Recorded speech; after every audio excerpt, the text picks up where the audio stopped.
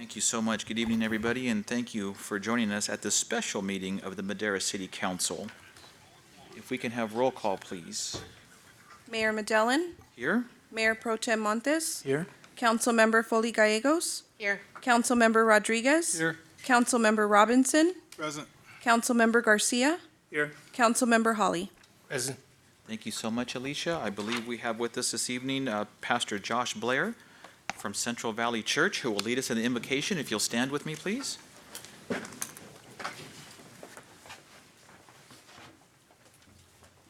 Let's pray.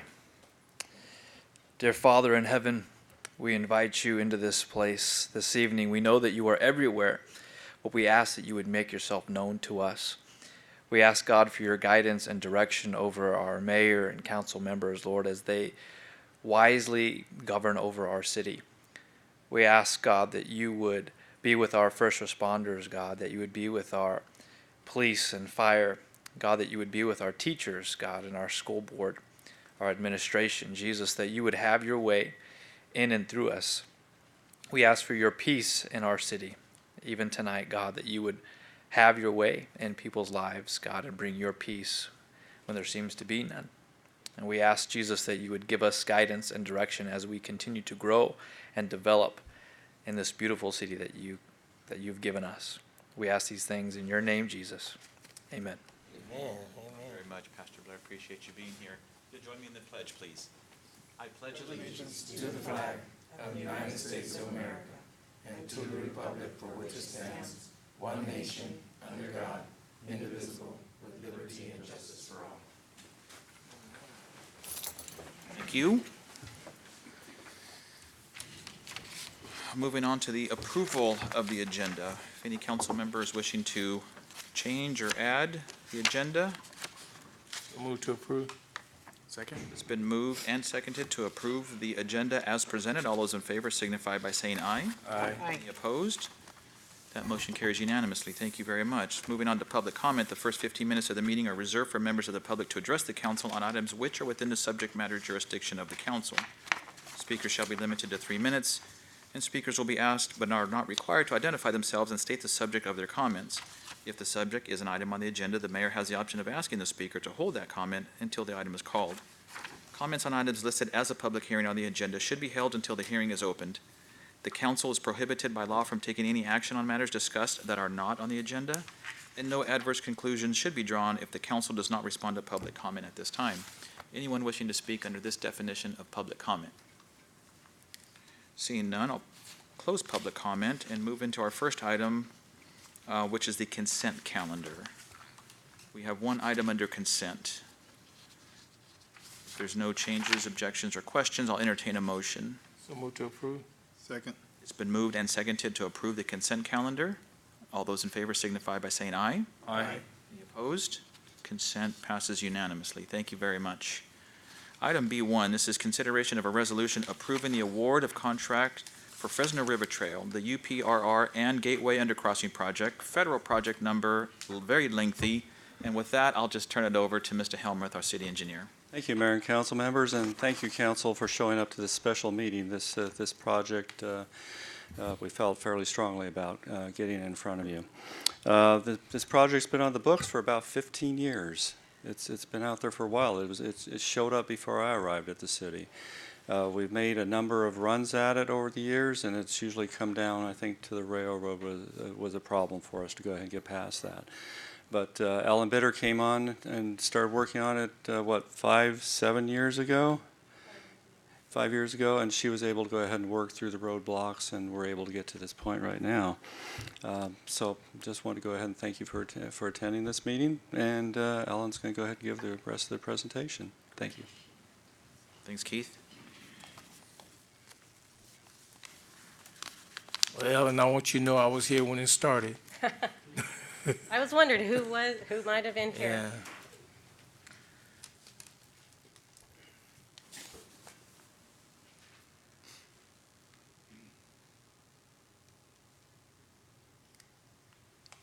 So good evening, and also I want to thank you for attending the special meeting. There are time-sensitive issues with this project, why we felt it was necessary to bring it to you tonight rather than at next week's meeting.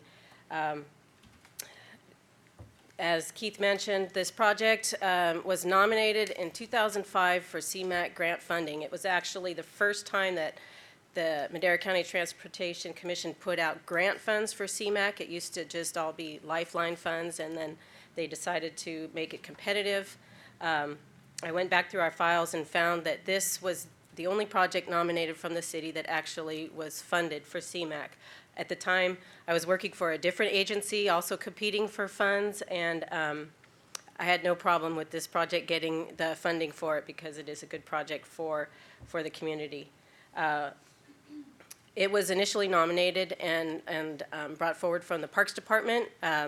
I think Larry Hibden was the lead on this for a while, and Right. also Ken Tigson as a contract project manager. He was working on this project for a while too. So the project is the gap in the Verne-McCullough River Trail system that you see here where the blue arrow is pointing. It represents a connection between the east side and the west side of Madera. With the construction of the undercrossing, someone can travel the trail. There are a few at-grade crossings, but they're much safer than the Cleveland Gateway intersection, which is now where they're required to cross. Union Pacific Railroad recognizes that the pedestrians on their trestle are very hazardous, and they've come around, well, they've always been cooperative, but they finally saw the need to work with us to get through the obstacles so we could get this project implemented. So a little more close-up picture showing the route that's proposed in red, connecting on Riverside, going under the railroad, under Gateway, and then there's a little switchback up to the sidewalk there by the Madera County buildings. So those, it'll connect to the sidewalk, and then people using the trail will continue on the sidewalk into the Rotary Park entrance into the trail that goes under Highway 99. So there's a lot of information in the staff report that came out, and this presentation kind of supplements some of that, those details. Funding has been an issue with this project. We've retained that CMAQ funding from the get-go, but I think it's some of the oldest CMAQ funds on the books, so MCTC will be very glad for us to get this cleared off. It's had other federal transportation enhancement dollars programmed. Unfortunately, we lost those because we couldn't get time extensions. It had bicycle transportation account funds programmed for it. We snagged a little bit of it for the design phase, but we unfortunately lost the construction funds. So again, in 2015, well, we applied for the cycle 1 of active transportation program. We're not successful on that one. Re-wrapped up the grant, applied in cycle 2 in 2015, and we secured another almost $380,000 for the project. As the project has grown over time, just every opportunity, we've put more money into it. In our last budget cycles, you've seen more local funds being programmed to offset these costs. We did have to, even though we were awarded the funds in 2015, they have strict timelines, so we had to appeal to the California Transportation Commission for funding extensions. The first one we got was in 2017. That required an award of the project by March or April of 2019. We couldn't make that, so we applied for another extension just in case, and that took us to December of 2019. So that's one of our tight deadlines we're up against. You can only apply for an extension once for the award, otherwise they'll pull the funding. We came to you in 2017 for an easement agreement with the county for the little piece that touches near their buildings. In 2018, it was the culmination of all of our negotiations with the railroad with our agreement for installation of a crossing under the bridge. And that document allows it in perpetuity, but it does require the project be built by, it was 2 years from that date, so June of 2020. They would like to see that undercrossing in, so we've got that deadline on us. And then we also, because of the federal funds, Caltrans is the lead agency for environmental, and we got their clearance for the NEPA, the federal side of the environmental clearance in June of 2018. Once we had the Union Pacific Railroad, we could then present the project to the California Public Utilities Commission for a formal crossing application, and that was granted in January of this year. And with the federal funds, there is a process to get authorization to proceed before you could bid the project, and we received those from the California Transportation Commission.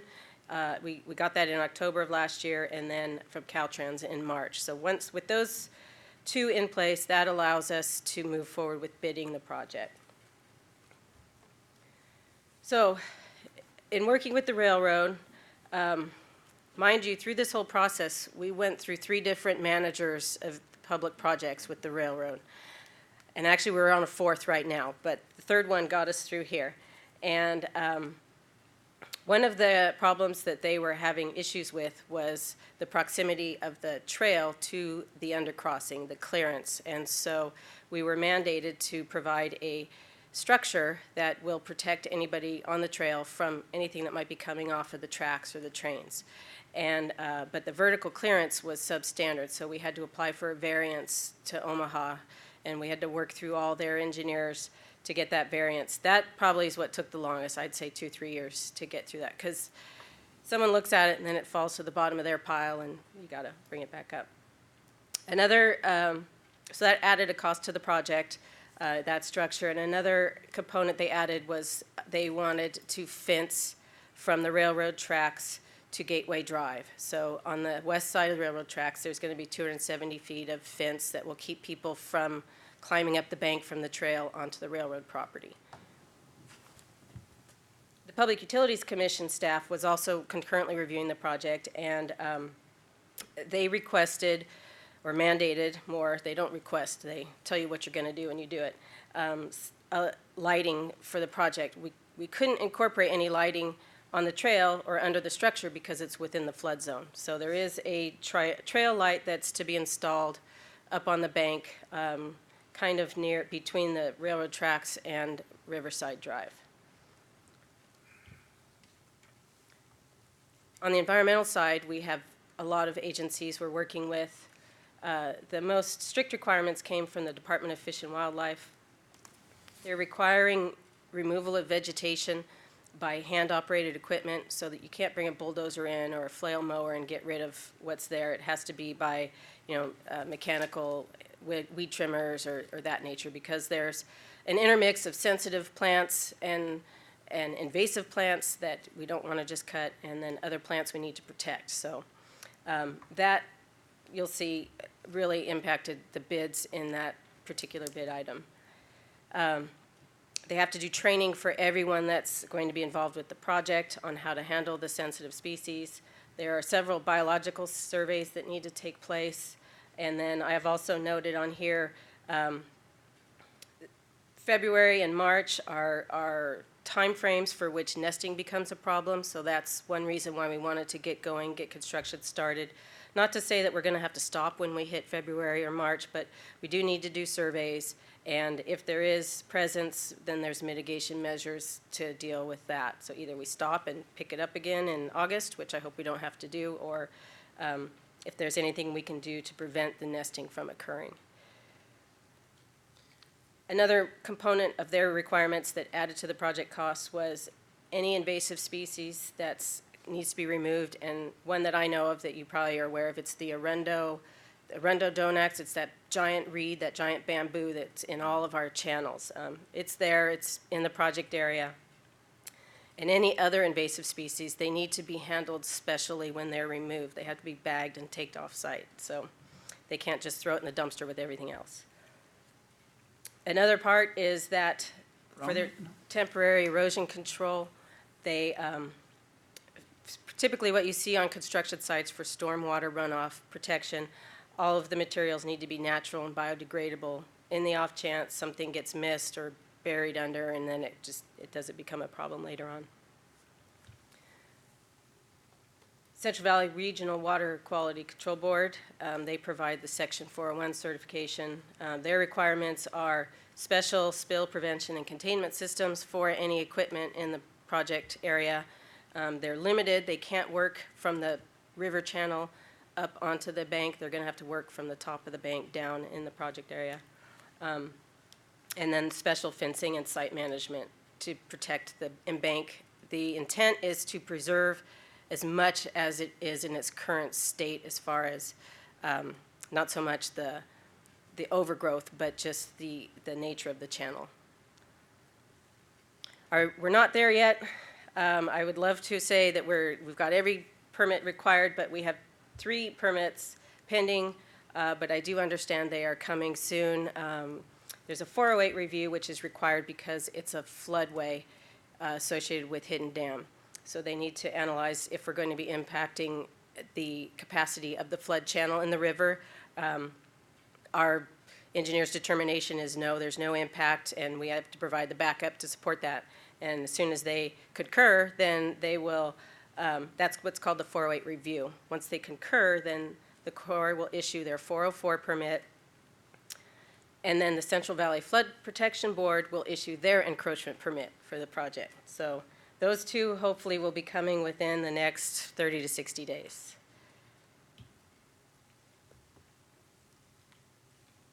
So we did advertise we incorporated all the project requirements into the specs and advertised in August, beginning of September.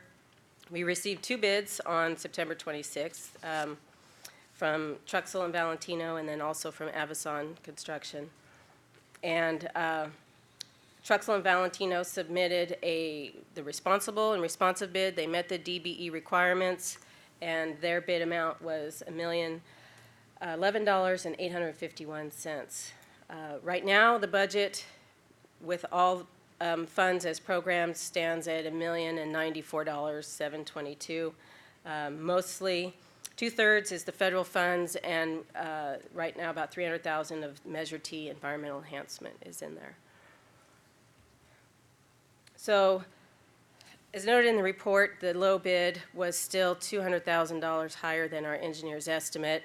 A bit of a shock, but considering the bidding climate and the demand on contractors and everybody's busy, that presented some reasonableness to their bids. They don't have to be as tight as we've seen in the past and had the benefit of seeing.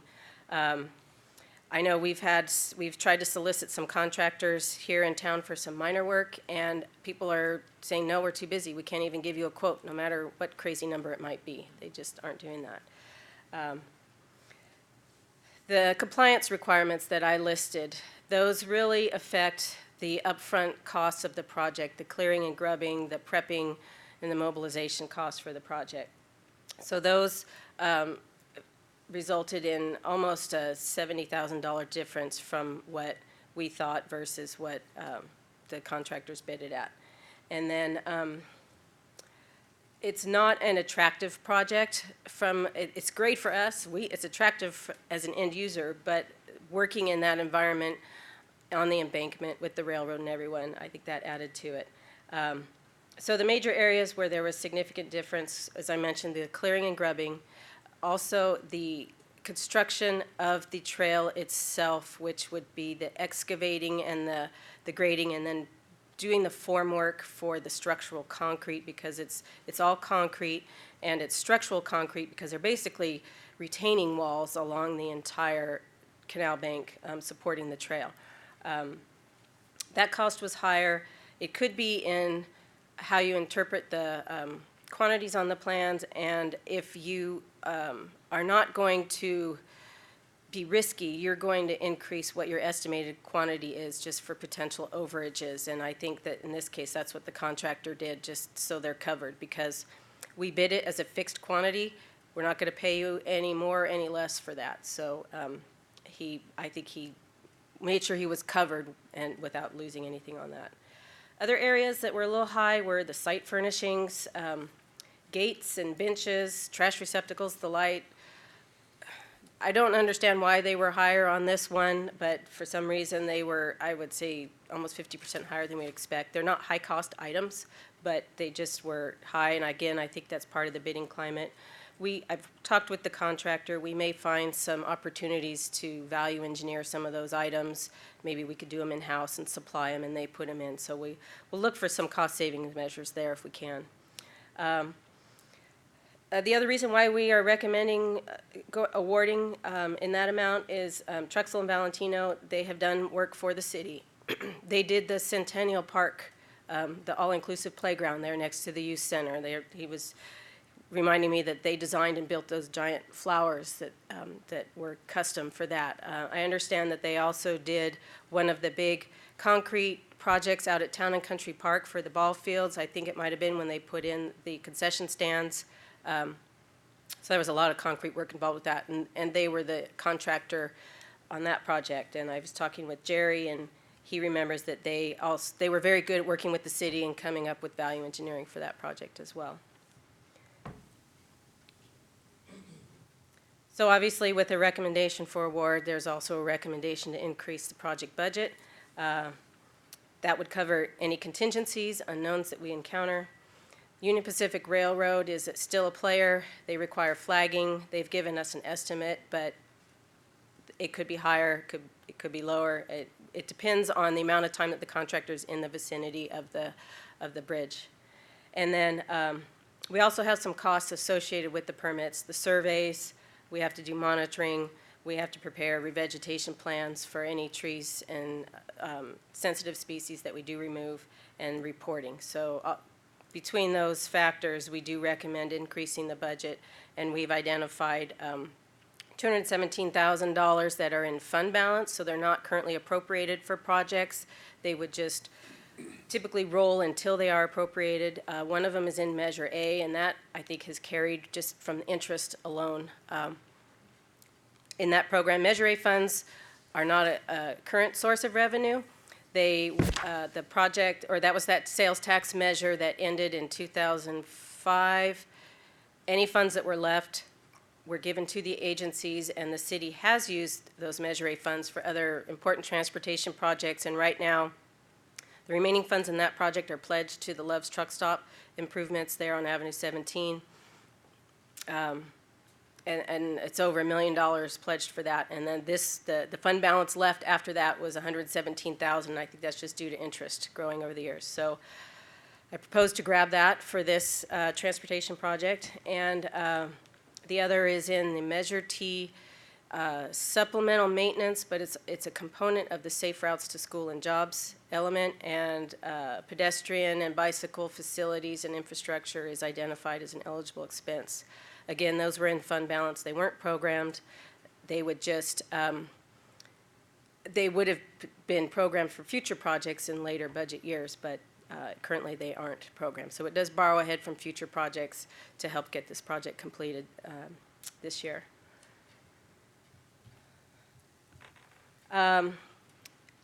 This is a summary where the items were listed separately, B1 and B2. B1 is the award, B2 is for the budget amendment. So I've combined them here. Of course, we are recommending awarding the project to the low bidder in his low bid amount of $1,011,851, and allowing contingencies up to 10%, and also authorizing 10% for the construction management inspection and any special testing that we have. And then the second recommendation is the budget amendment appropriating the $100,000 from Measure A. And, oh, I'm sorry, I had those backwards. This is what happens when you don't check your numbers. I think I have those flip-flopped. No, that's how it is on the agenda. The way you have it Yeah, you there. have them both.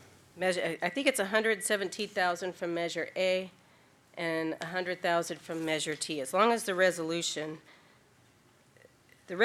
is correct in your staff report. Here it says a total of 217. It doesn't. It is a doesn't- total of 2. I just have my, This breaks it down, the two funds separately. yeah, The so it total's should, 217. it should be 117 in Measure A and 100,000 from Measure T. We'll make sure the resolution reflects that.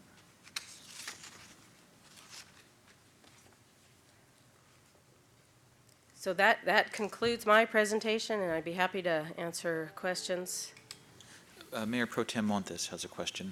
Yeah, Thank you for that. This is a good project. I do have some questions on, I know mitigation. You're saying that the Fish and Game wants us to do a lot of mitigation.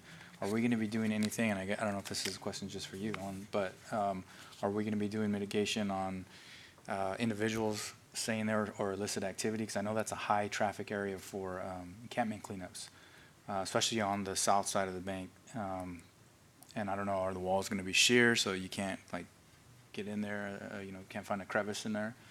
And not trying to say this is a bad project, but I want to know if those are some issues that we're going to have to address down the line. And that's what I've been hearing, the concerns from this project.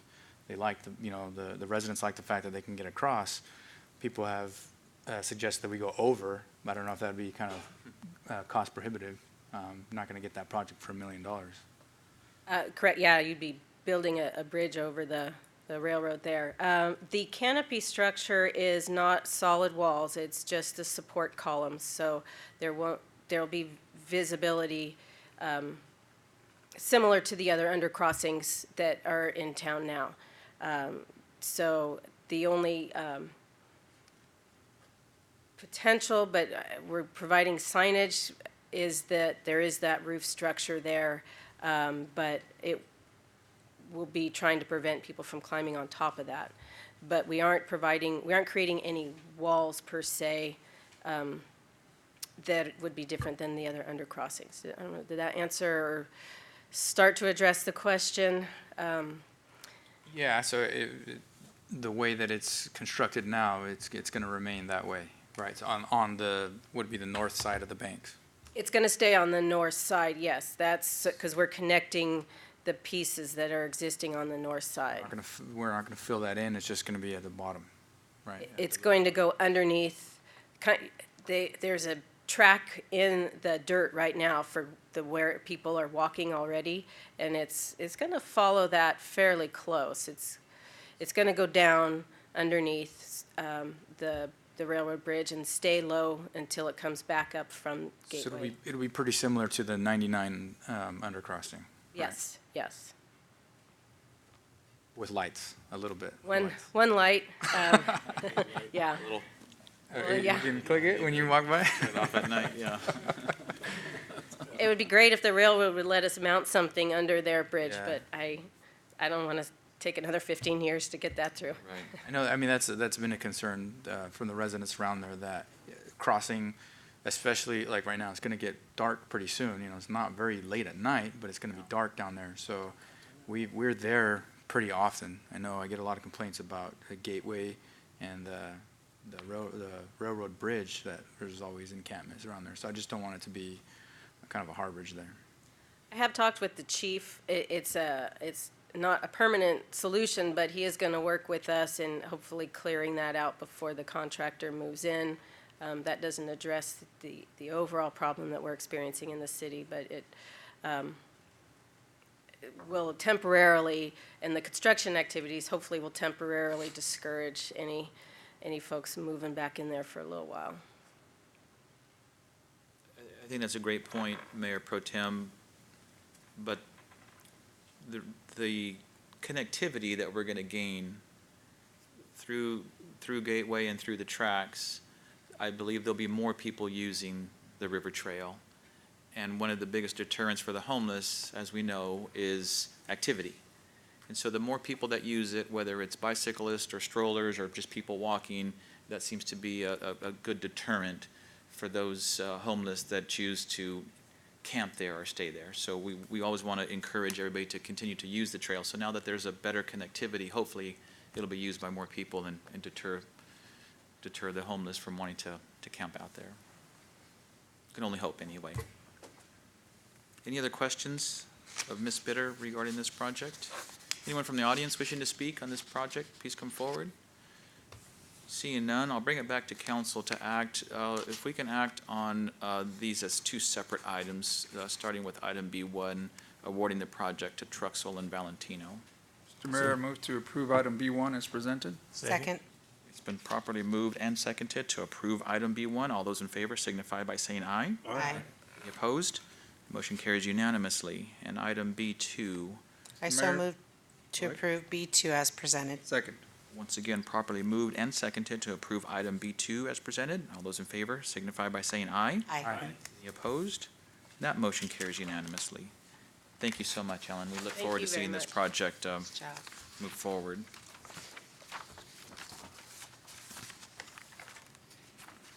I do not see council reports on the agenda. What I do see is adjournment to the next regular meeting, which will be October 16th. So move to adjourn. That meeting adjourned. Thank you.